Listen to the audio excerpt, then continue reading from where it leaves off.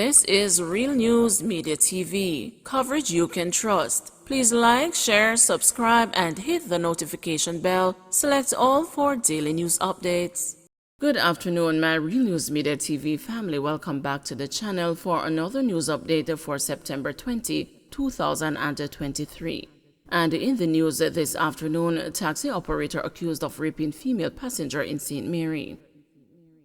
A 33-year-old taxi operator has been charged with rape after he allegedly sexually assaulted a female passenger in Pear Tree Grove, St. Mary in April. Charged is Martel Hermit, otherwise called Juju, of Palmetto Grove, Guys Hill, St. Catherine.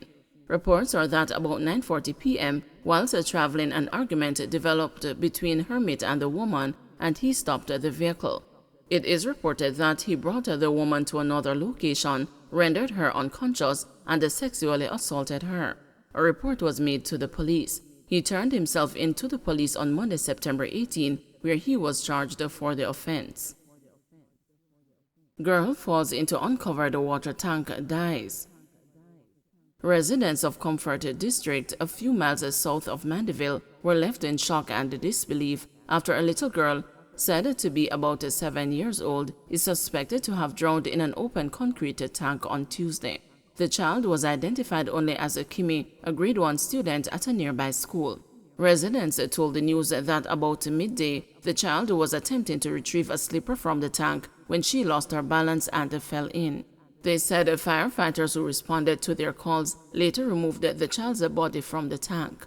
One resident, who identified himself as Val, pointed to the danger in having open concrete tanks. As a father, I feel it to know that a child lost her life like this. We need to take some steps to deal with safety because even adults can make a wrong step and fall into it. I don't even know the little girl, but I feel it like my own child. It is just sad, he said. From now on, we have to take things more seriously. This tank, it has to be covered now, whether water in it is used for feeding animals or plants, he added. Another resident, who asked not to be named, said she knew the child well. She's just 7. She just graduated from basic school and started grade 1, the woman said. The mother is always around the 4 children, no matter if it is day or night. She just got a job and had to leave the children in the care of somebody else, one resident said. If me didn't know she wanted somebody to keep the children, I would have done so, added the resident. Residents claimed the children were left by their mother in the care of her spouse, but it was unclear if the little girl and her siblings were being supervised in the moments leading up to the suspected drowning. Workers from the Child Protection and the Family Services Agency visited the community on Tuesday following the incident. On September 18, 2020, there was the suspected drowning of Nardisha Smith, 19, a pregnant woman in the neighboring community of Settlement. Smith, who was visiting her boyfriend in the community, fell into an open concrete water tank while seeking cover in bushes during an attack by gunmen. Algie Green, 20, was killed by gunmen in the attack. Man shot in neck with a fishing gun in Portland, cops detain a suspect. A suspect was taken into police custody after a man was shot with a fishing gun on Long Road in Portland Tuesday morning. The injured man, who police said is 59 years old, had to be hospitalized after the spear from the fishing gun had reportedly lodged in his neck. Reports are that around 9 a.m., the now injured man and another had a domestic dispute. During the altercation, the police said he was shot in the neck with a fishing gun. He was rushed by residents to the Port Antonio Hospital, where he was admitted. Police, after receiving a report about the incident, went to the community where the shooting occurred. Following an initial investigation, the suspect was arrested and taken into custody for interrogation.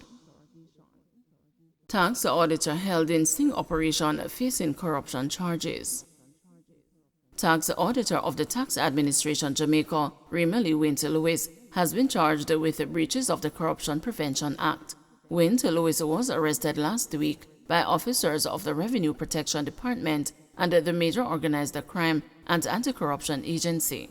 A release from the RPD on Tuesday said Winter Lewis was arrested on September 14 and was offered bail in the sum of $400,000.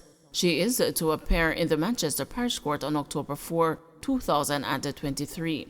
According to the release, the allegations are that in July, the accused allegedly told the taxpayer that there was an audit being conducted on their business, which showed a preliminary assessment in the amount of $20 million.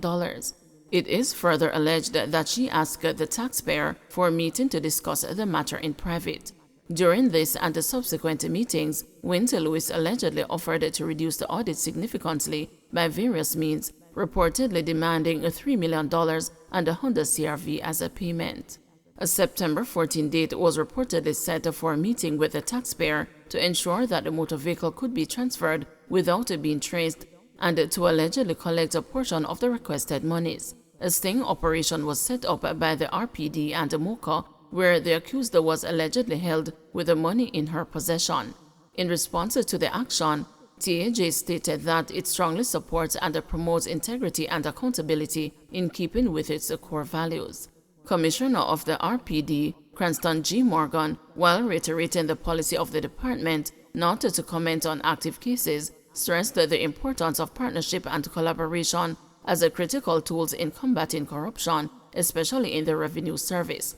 The RPD is ready, willing, and able to work with its partners to minimize the occurrences of fraud and corruption and to maximize the ability of the RPD and its partners to cauterize the impact of corrupt actors on the reputation and goodwill of the revenue services, Morgan said. Opposition wants Speaker Dalrymple Philibert to step aside amid alleged breaches of Integrity Commission Act. Leader of the opposition Mark Goldin says Prime Minister Andrew Holness should direct Speaker of the House of Representatives Marissa Dalrymple Philibert to step down in the wake of a ruling by the Director of Corruption Prosecution, Keisha Prince Kamiko, that she should face 8 charges for breaching the Integrity Commission Act and for providing false information in her statutory declarations for the period 2015 to 2021. At a press conference called immediately after opposition lawmakers walked out of Parliament Tuesday afternoon, Goldin said that the Speaker's decision to preside over the tabling of the report and the accompanying ruling and to refer the report to 2 parliamentary committees for deliberation would have grave implications for Jamaica in the eyes of its international partners. We are part of the Commonwealth Parliamentary Association and we are part of the democratic world. We don't want our image and reputation besmirched in this way. She must step down. It is the honorable thing to do. That is the tradition of the system that we have, he said. He said Dalrymple Philibert must step back and another government lawmaker assumes the position of Speaker. It was quite inappropriate and a violation of the principle of good governance for the person who is the subject of this report and ruling to be deciding as Speaker what happens to it, he argued.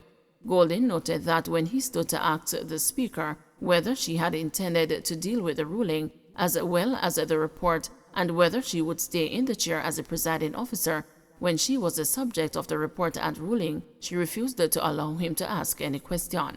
In that gagging situation, we decided to remove ourselves from the Parliament in protest because, although we are small in number, we are there to uphold and defend the Constitution of the country, he said.